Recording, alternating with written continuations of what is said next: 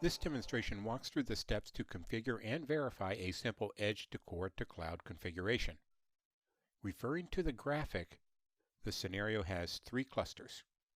The Phoenix Isilon cluster will be configured as a cloud, the Seattle cluster contains the source data, and the Boston cluster is the SyncIQ target. The demonstration focuses on 3 configuration areas: creating the cloud account, creating CloudPools, and creating the SyncIQ policy. Let's begin at the host.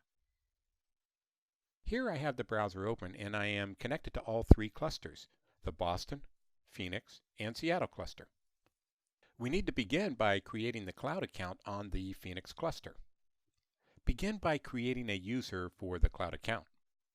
I'll navigate to Access, Membership and Roles, use Local System as the provider, and create the user.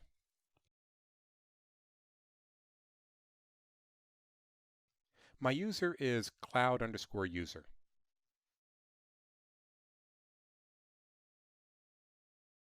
Ensure that the user is enabled.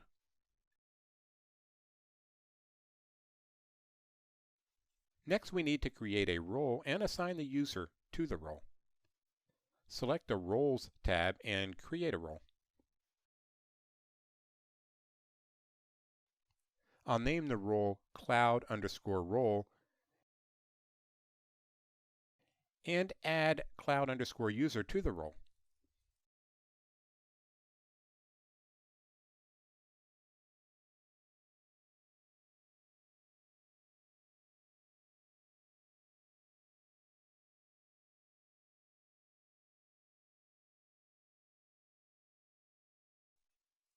Add the console HTTP, license, namespace access, namespace traverse, and platform API privileges to the role.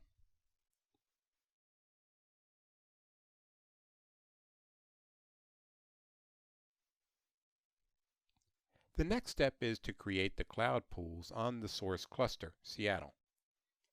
Before we can actually create the CloudPools, I need to create the destination directory to where the files are to be archived. On the Phoenix cluster, I will log in using the cloud_user credentials and create the directory /ifs phoenix/archive.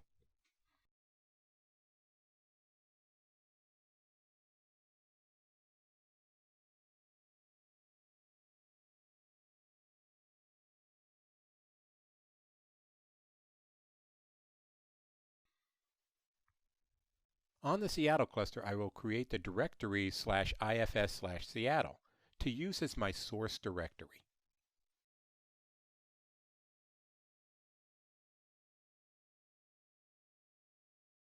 Now navigate to File Systems, Storage Pools, and the Cloud Pools tab. I'll create a cloud storage account. The name I'll use is Phoenix_cloud. The URI is https://192.168.0.22:80/namespace/ifs/phoenix/archive. The user is cloud_user, and the key is the cloud_user password. For demonstration purposes, I am enabling to skip SSL certificate validation. You most likely will not do this in a production environment. That creates the account. Now I'll create the CloudPools. I'll name it Phoenix_pool. The type is Isilon, and the account is Phoenix_cloud. Next, we need to create the policy that will tier the data. Go to the File Pool Policy tab and create a new File Pool policy. Here I am calling it Phoenix_cloud_policy. I am using two conditions. First is the path, and the next is a matching file name.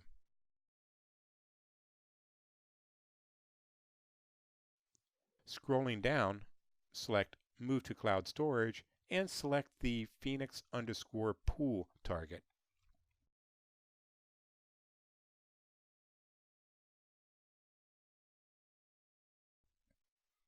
Remember, this is only for demonstration, and a more realistic condition may be based on the age of a file.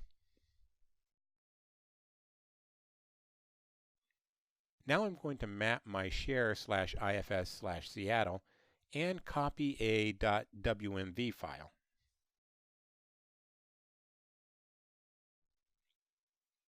To tell if the file has been moved to the cloud, we need to see if it is smart linked. I'll run the command isigit-d and note the smart linked field is false.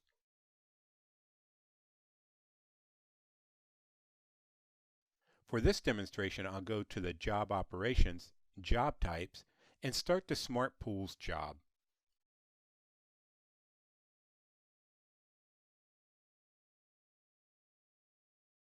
Once this is done, I'll run the isigit-d to ensure the file is smart linked and moved to the cloud. That configures the cloud and moves data to the cloud. Next, I want to protect my data against a site disaster. I use SyncIQ to replicate the /ifs/Seattle directory to the Boston cluster.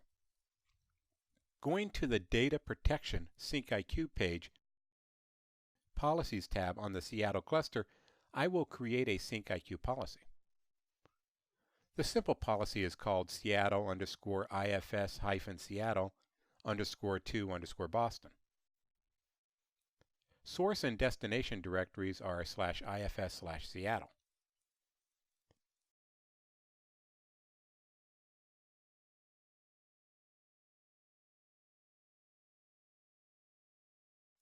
Once created, start the job. On my Windows client, I'll map the target share.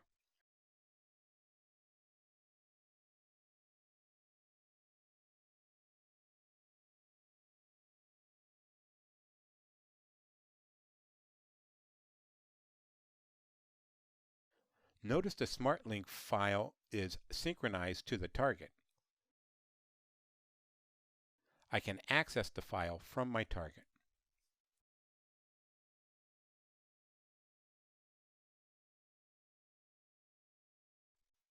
We covered configuring the cloud, configuring the CloudPools on the cluster, and replicating the data to the core cluster. This concludes the demonstration.